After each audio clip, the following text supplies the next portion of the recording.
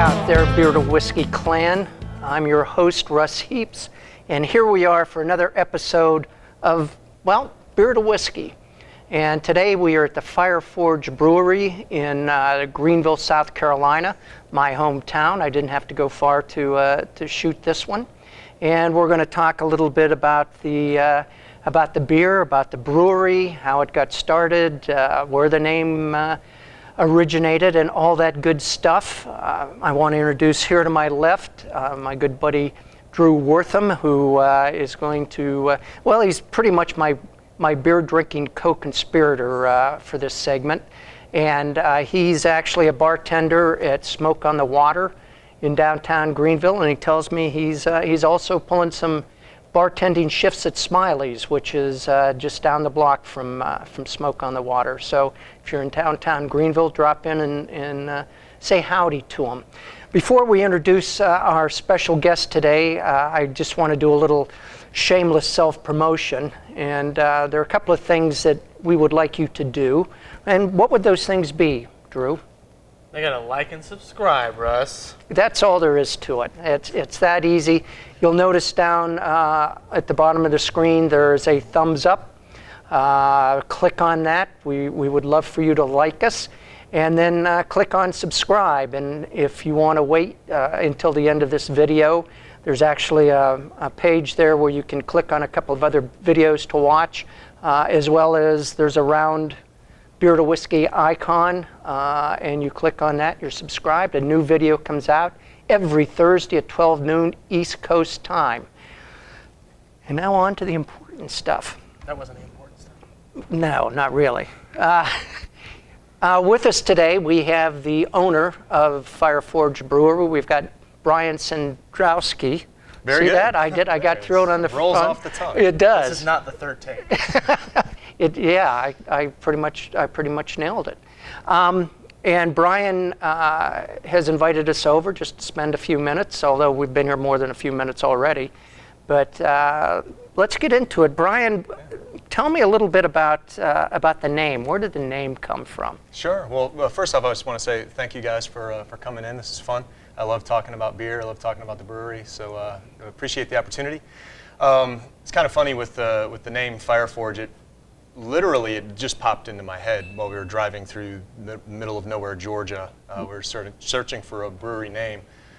We had already gone through probably 20 or 30 names, and due to various trademark or potential conflicts, we'd send a batch, to our trademark attorney that we were working with, and he'd come back and say, "Can't use any of those. Give me another batch." So I often joke that if Fire Forge wasn't going to work out, the next name on the list was Sandrowski Brewing Company. So there wouldn't have been any conflict there, I'm sure. No, I don't know of any other brewing Sandrowskis in the world. Right. There might be some back in Poland. I don't know. Yeah, hopefully Sandrowski's not like Smith over in Poland. Right, I know. Yeah, I have no idea actually. Did have a guy once contact me from Poland on like ICQ, that old chat thing. He's in Polish. I'm like, no, I'm in America. Sorry, I don't know. But he was Piotr Sandrowski, so who knew? But and the name Fire Forge, though, even though it did just kind of pop into my head, probably from my video game playing days, but we felt that it fit what we wanted to do, and what the type of brewery that we wanted to create. With those images of the fire, we feel that's sort of symbolic of our passion for craft beer and for the things that we want to create. And then the forge, while I'm not literally a blacksmith, that represents the handcrafted nature of what we're doing, because it is small batch. We're brewing 7 barrels at a time, and it is a very manually intensive process. So we feel that those two images combined really just sort of spoke to what it was that we wanted to bring forth. I know that you guys have been open here for, what, 6 months or so? Actually, a little over 4. Okay. A little over 4 months. And that was sort of your big coming out party, but you guys have been brewing beer around here for a while, right? Yeah. Got my start as a home brewer in Columbia, South Carolina. Brewed my first batch of beer in January of 2007 on my stove. And it just sort of went from there. We actually, we moved to Greenville in 2009. I think it was, and had no intentions of starting a brewery at the time, but knew that we wanted to get more into craft beer. Right. I had started writing a beer blog, just wanted to do anything I could to get a foot in the industry. And then, spent a couple more years homebrewing, thought about opening a bottle shop, and then Community Tap beat me to it. So I always give those guys a hard time. It's like, oh, Greenville could never support 2 beer stores. Who knew? But we actually ended up taking a short hiatus down in Tampa, Florida. My wife, Nicole, who's also co-owner with me here at Fireforge, she had a job opportunity down there, and at the time, which would have been around 2013, the laws in South Carolina would not have allowed us to do the concept that we wanted to do Sure. here with the tasting room, sell directly to the customer. And so we took the opportunity to move to Tampa, and with the intention of starting the brewery there. We had a great time in Florida, but after about a year and a half, realized it wasn't where we wanted to spend the rest of our lives. I can understand So that. we And you were on the good side of Florida too. yeah, I mean, we love Tampa. It Yeah. was really a cool spot, and Yep. the craft beer community there was really just starting to take off, and they've really hit the exponential growth now, Right. which I would expect to see here in South Carolina following pretty shortly. But while we were there, we, knowing that we wanted to start a brewery, we really started to hone in on the beers that we wanted to brew commercially. Started to come up with some new concepts, and a lot of the beers that you'd see on the menu board were ones they were ideas that we came up with while we were in Florida. But we decided to come back to Greenville in 2015, I believe it was, if I'm getting my years right. And but then we had to restart the Sure. the location search and all of that. So it really kind of, even though it set us back a little bit, it really gave us exactly what we needed to make this dream actually happen. But I remember you guys were at Euphoria in like 2015 or 16. Yeah. So Yeah. But you had already started, right? Well, we had at the time, like homebrewers basically, or breweries in planning, were allowed to, allowed might be a loose term, to pour it at festivals such as Right. Euphoria or the Community Tap Beer Fest. And then there were some enforcement issues that came into play where those non-licensed producers, like breweries in planning that don't have their brewing license yet, are not allowed to pour at those type of events in South Carolina. So it really, that was really tough for us because we were just coming back. We were starting to get our beer out there, to get it in front of people and to start building that reputation that we wanted to then use to help sort of springboard our brewery whenever it would open. Right. And that avenue was basically taken away from us, so we had to do a much more grassroots approach and just do like private parties and do stuff at people's houses and stuff like that. So it definitely, it almost felt like we kind of went away for a while, and luckily I don't think people totally forgot about us, but they might have been wondering what the hell happened to that guy, and Well, I was one of those long. people. Yeah, I was right. one of those. It was like, Yeah. because you guys seemed like, boy, you were raring to go. And I remember at your table at that, I forget what that Saturday big tasting is for Euphoria, what they used to call it. They're calling it something else now. But I remember you guys being there, and it was you, and I think it was your wife, and at least 2 or 3 other people that were at that table. And I just thought, man, we're going to see this in the next year or so. Yeah. And we certainly thought you'd see it in a year from then. Yeah. It turned into 3. Yeah, that seems to be the normal, the normal kind of thing. That and the agony of going through the naming process and trying to find something that somebody isn't already using, Right. which is yeah. which is there, a there are a little. lot of aspects to starting a brewery that no matter how much you plan, you just don't know. So it's quite a process. You are pretty much downtown in Greenville here. Mm-hmm.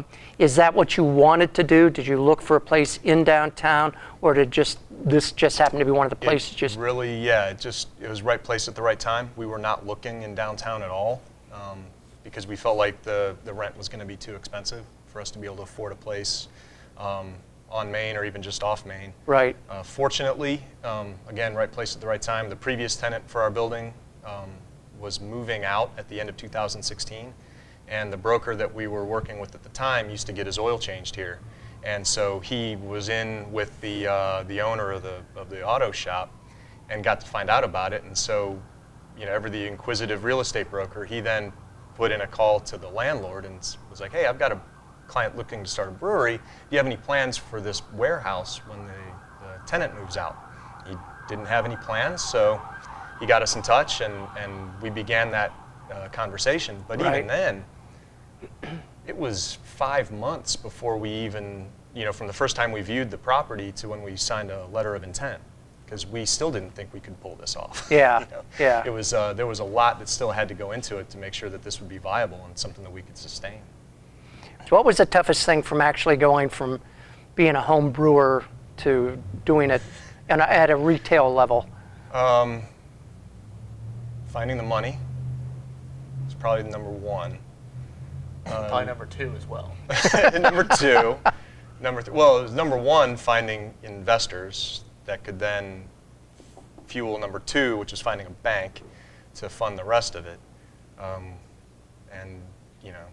And then from there, I think it was really the location and finding the right spot. It took us probably well over a year. And I kept track of everything that we looked at, and I think we evaluated over 60 properties in Greenville.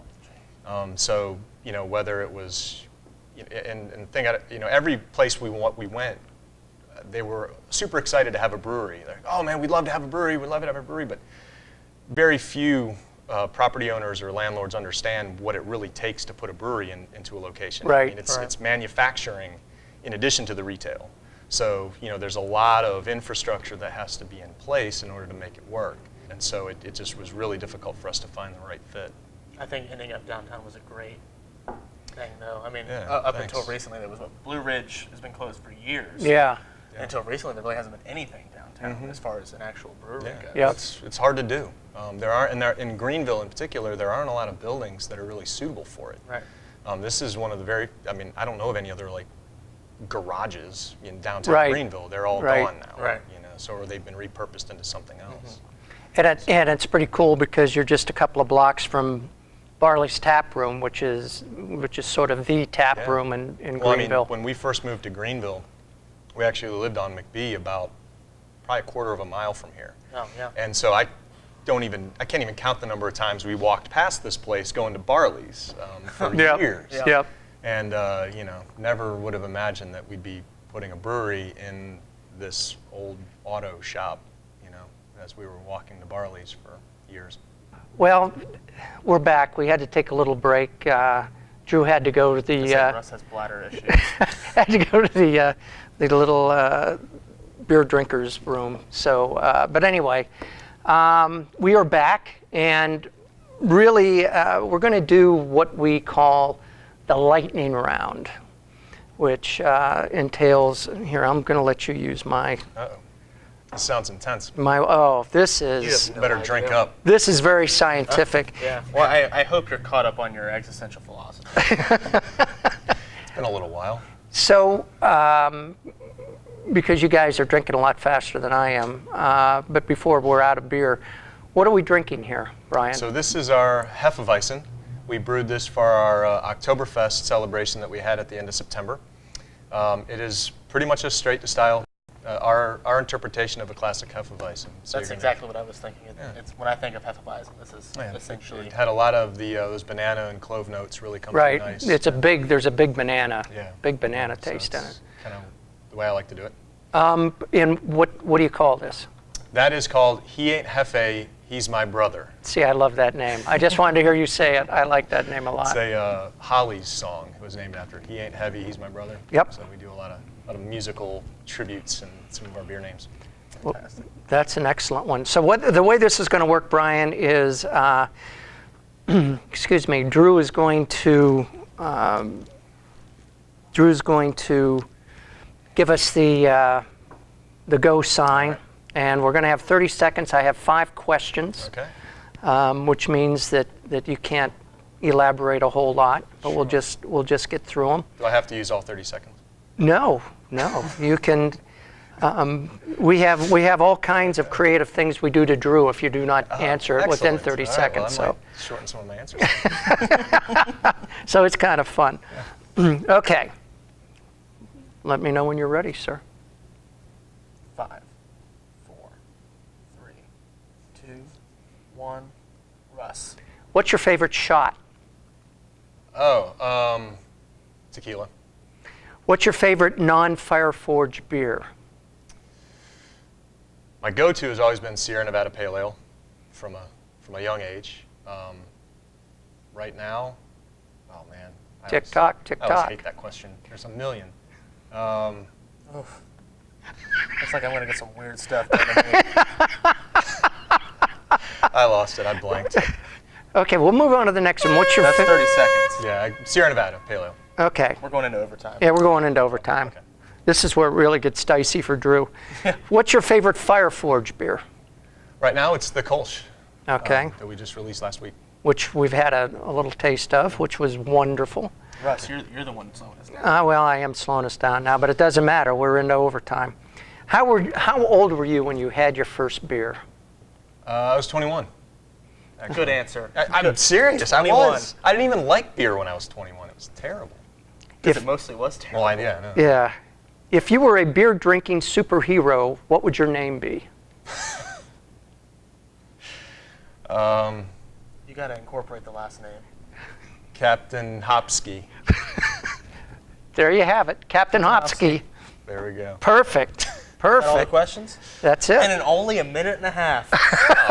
Great job, sir. I feel like it wasn't too bad.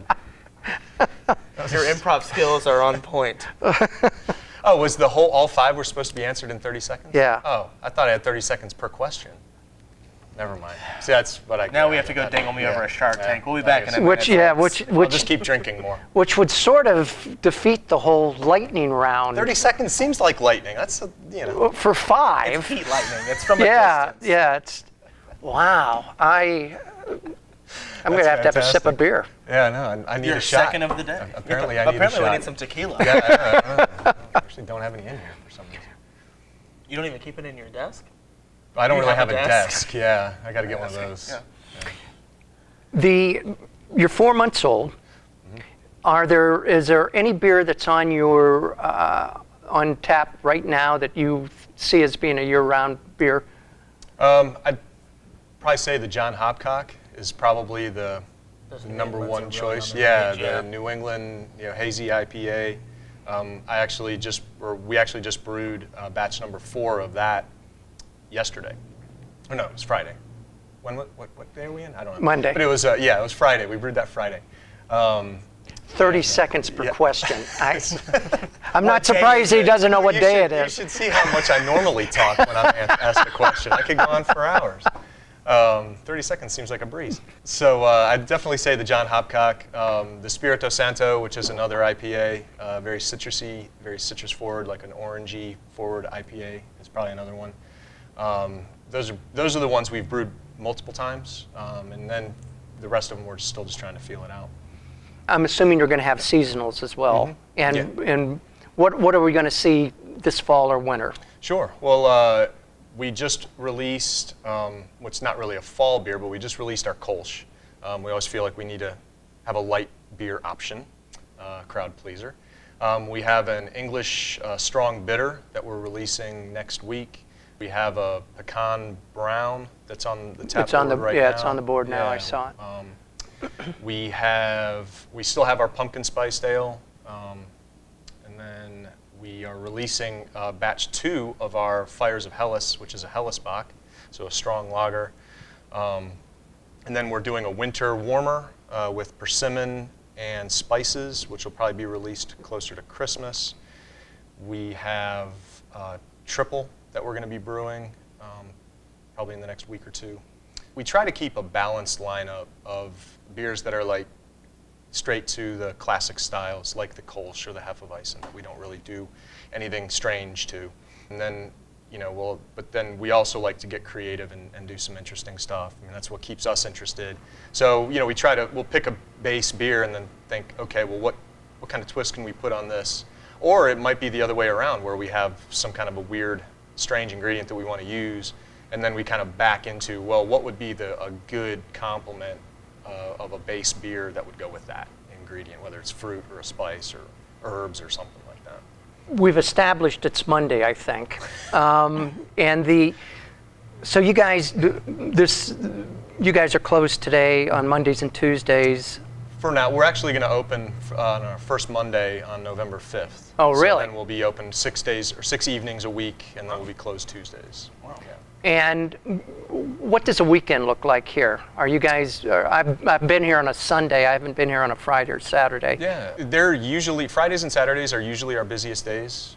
College football has kind of actually put a little bit of a dent in Saturdays. So because we're not a sports bar either, and we don't pretend to be. Right. Which is cool. It's totally fine. So definitely on evenings when we have music or a food truck or something like that, that definitely brings more of a crowd. It can get it can get pretty raucous. Right. But everyone's super cool though. We've been really impressed with the niceness of everyone that has come in so far. It's a good crowd. I think we're all just happy to have a place to walk to downtown. Yeah, it's nice. It's nice. So you do have music. There are times when you have live music. Yeah. Usually we try to get at least one band or musician to play a week. We've definitely been able to kind of fill that out a little more. It was a little tough to book some folks because when you first open, it was our opening date was such a moving target constantly because of construction that we couldn't really book anything until we knew when we were going to be open. So it's taken us a couple months to kind of get that rolling, but we have a pretty good lineup coming up here in the next couple months. I've finished my welcome beer. We call this a welcome beer. So I think maybe we should. Yeah, we've got a little care package that he put together for us. Yeah, well, I think we should get into the. A couple different styles here. Yeah.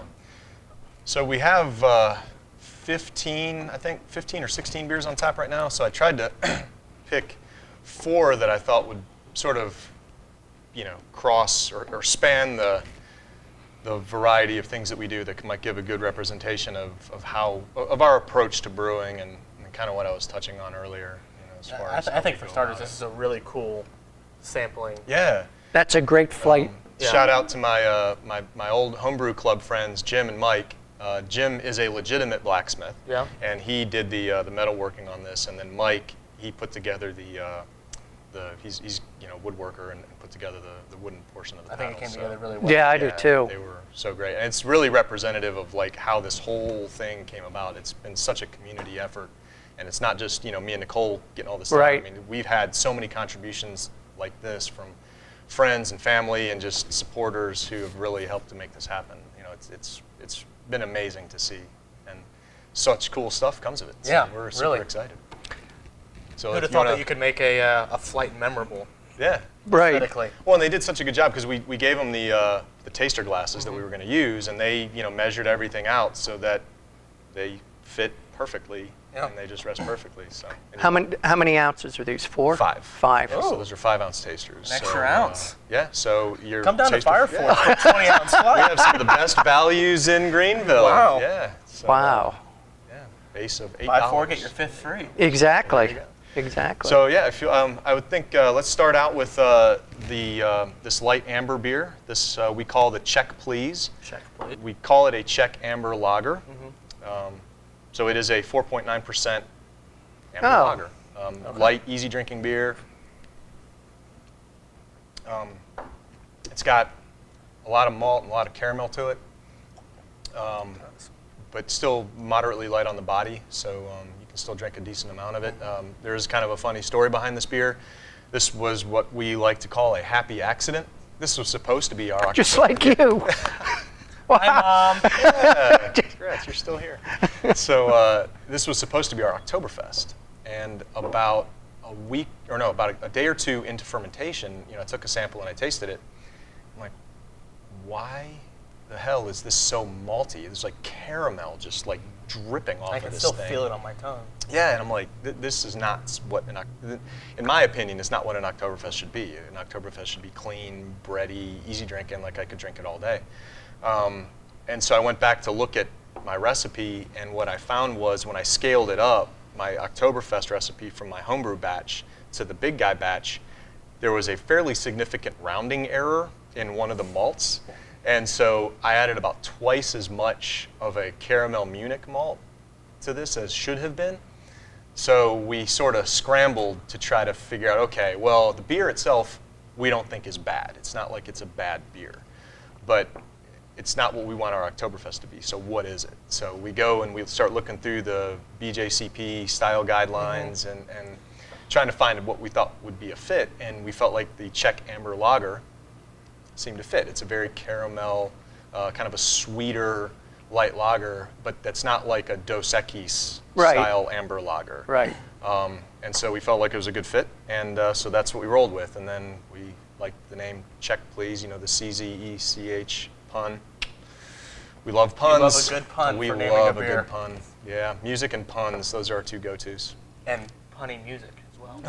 Yeah, exactly. Yeah, I like this. It's not exactly something you'd expect when you drink an amber lager. It's got a little bit more of a body to it. It's nice. Yeah, it is. Yeah, I almost get a little bit of a spice note to it too. There are no spices added. This could be a holiday beer easily. Well, Yeah, good fall. Yeah. A lighter fall-style beer, so we just felt like it was really appropriate for the season. It's just too bad summer hung on for an extra month, because it could have been really nice Right. to actually drink this in like early October when it was supposed to be cool. But alas. But no, people have really enjoyed it. It's gone really well. I like it. I could see myself drinking a whole pint of that. I could too. And if you don't like anything, it's perfectly cool to say so. You won't hurt my feelings, to be honest. So. Oh, I love to put people down. Excellent. I'm a punch downer. I love to punch down. We'll bring it. I bring it. I could use it. Okay, what's On next? to number 2.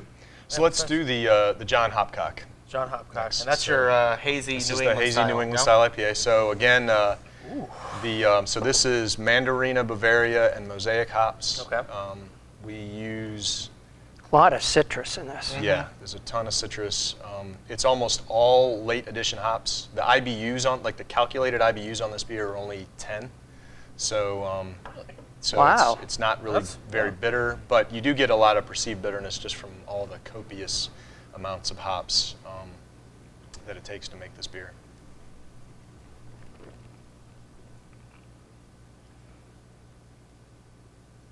But, So I'm getting the citrus, the grapefruit and mandarin. Did you say? well, it's a Mandarina Bavaria hop, Oh, so it's oh, very, okay. very citrusy. Very fruity hop. Very, Okay. very, very fruity. A lot of orange and grapefruit in that. Wow. So you still get like some bitterness on it, Yep. Yeah, but it's but I think it's pretty balanced. yeah. At least that's our intention. For the most part, with almost all of our beers, we try to keep a balanced approach and make it and keep that drinkability. Sure.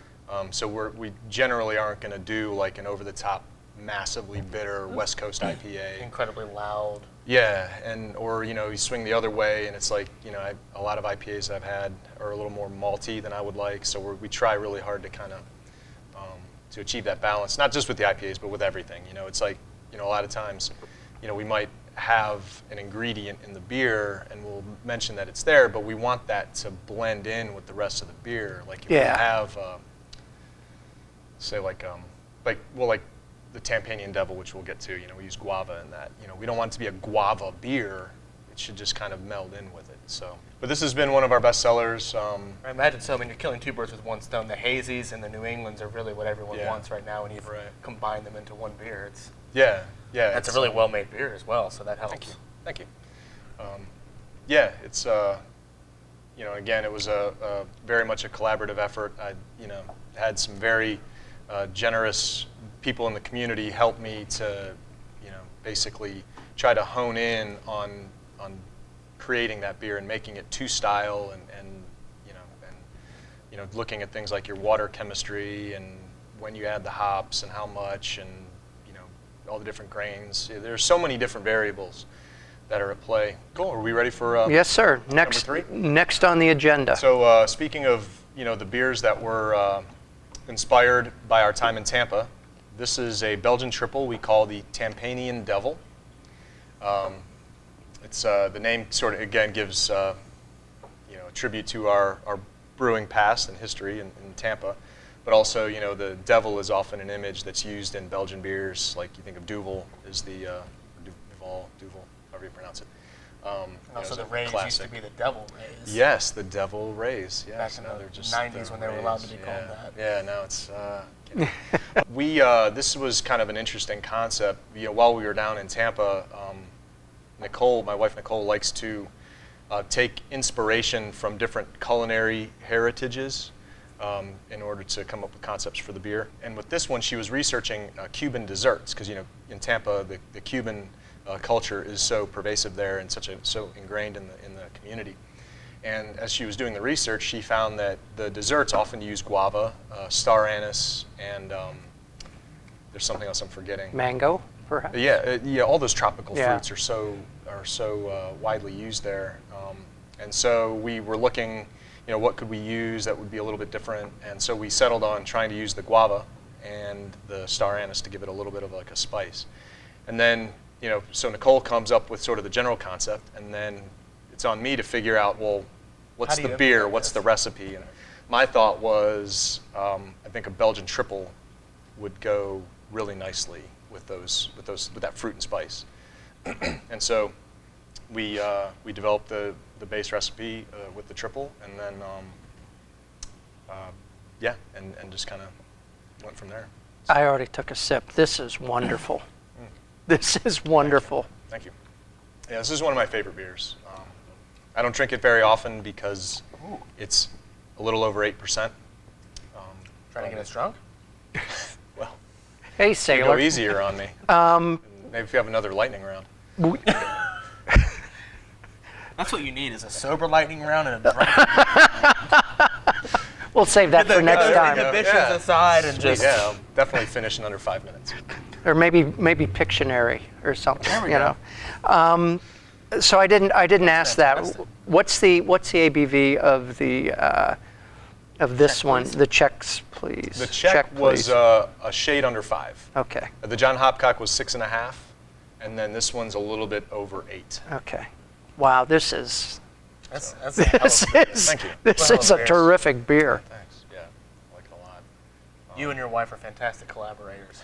Yes. Well, you know, it's kind of funny. Like, she actually brews occasionally as well, and I always give her credit that I think her success rate is way higher than mine. I think she's batting like about 67%. About 2/3 of her beers have been really good. I'm at maybe 35%. You know, one out Which of isn't every too bad 3. for a batting average. Oh, I'll take it. You know, Yeah. that'll if you're a baseball player, it gets you in the Hall of Right, Fame. yeah, So exactly. you know, I'd take it. You know, not every beer we've made has been a success. That's part of the fun, though. Yeah, you know, it's you know, you take chances. Sometimes it works, sometimes it doesn't, but you learn from that, and you apply that to the next batch, and you just hope whatever happens that it's drinkable. You know. Obviously, mistakes are part of the business. Yeah. It's just the way it is. Right. Yeah. You just hope that it's something you can recover from. What I've found, especially, you know, kind of growing up as more of like, you know, from that homebrew background, is that, especially when you come up with something or you do something for the first time, it may not be what you anticipated, but as long as it's still good and people can enjoy it, then, you know, it's a success. And I think for me, you know, something I've had to really learn and get comfortable with is that I don't necessarily have to hit the mark every time, you know, with what I'm shooting for. But as long as we, you know, our processes are good and our methodologies are good and everything is sound, the beer will turn out okay. You know, it's you know, at least that's what we hope. I mean, certainly, I mean, we've had to dump one batch so far. We had a kettle sour we were doing on a Berliner Weiss that just went horrendously wrong. And there How could you tell? It was a sour, for the love of God. Well, it tasted like baby diapers.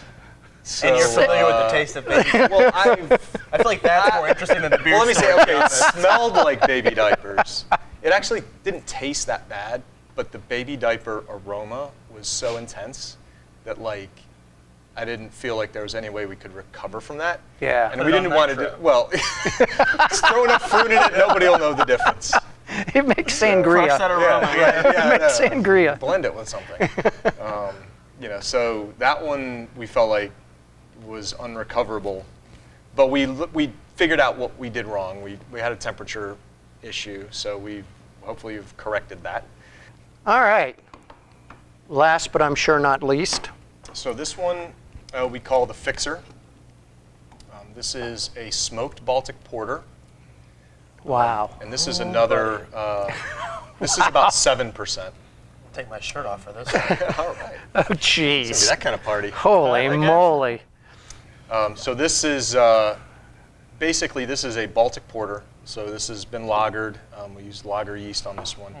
And then the twist on this is that we used a cherry wood smoked malt to give it just a hint of that And that's where the smokiness. smoke comes from because, Yeah. boy, it's got a big smoke nose.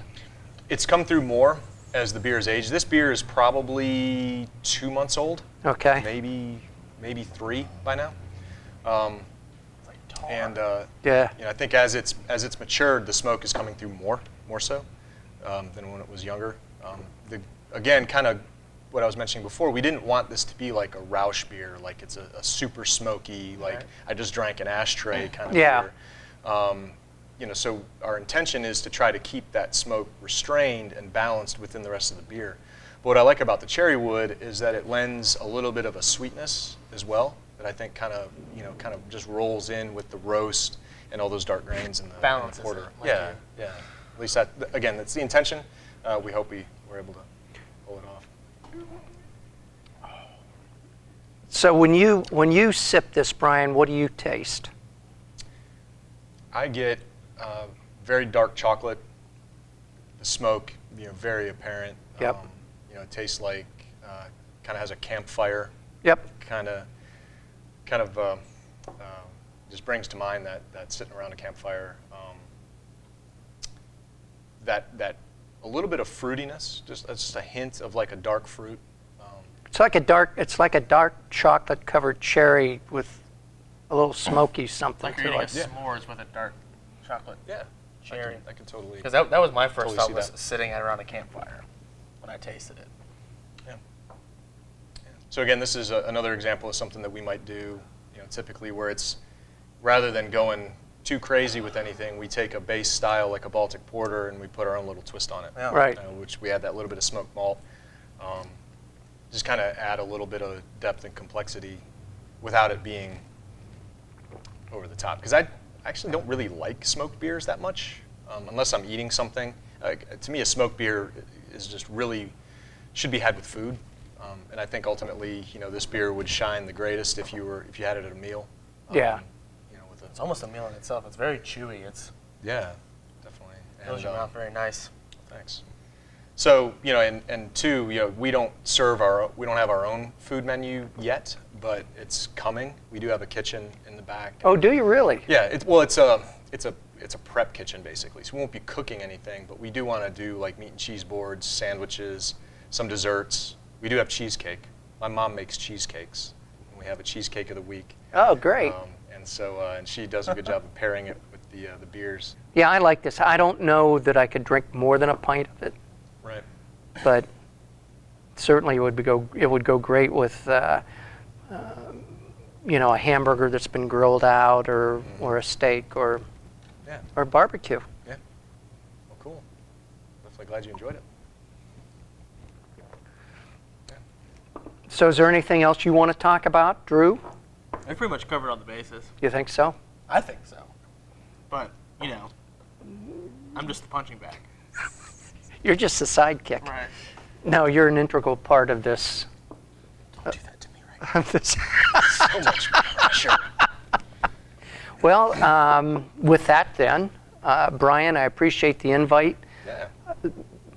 I'm one of those people that saw you at Euphoria 3 or 4 years ago, and I've been bugging Big John because Big John's pretty well tuned into what's Yeah. going on beer-wise in the area. And what happened to Fire Forge? Where'd those guys go? And they're still coming. They're still coming. And I'm glad you're here. I mean, and I'm glad you're downtown. Yeah. Thanks. Yeah. We made it. That's probably my favorite part. Yeah. Over here downtown, because I have a lot of people asking me over the course of the last few years, what's a good brewery to go to downtown? And Yeah. Yeah. Yep. it's just a shrug of the shoulders. I mean, it's pretty much you guys and then Yeehaw, and Yeehaw isn't And based out of Greenville. So I don't want to speak badly of anybody, but even if Blue Ridge was still here, if they say good brewery, I you wouldn't have still said, kind of shrug your shoulders. yeah, I wouldn't have recommended Blue Ridge. And even though I used to belong to the Mug Club and used to go there and that's where I spent my Sunday afternoons before I started coming to smoke. But the beers were not spectacular by any stretch of the imagination. So I think it's fantastic that you guys are here. yeah, I do too. You guys are making some good stuff. The triple I love. This porter's interesting. Not one of these was subpar at all. No, I don't think so either. So now that we've done our fair share of brown nosing and kissing up, Is that what that was? it's a little. I got a little something right You might there. have earned a post beer or something. Awesome. Yay! Oh, all right. See you next time.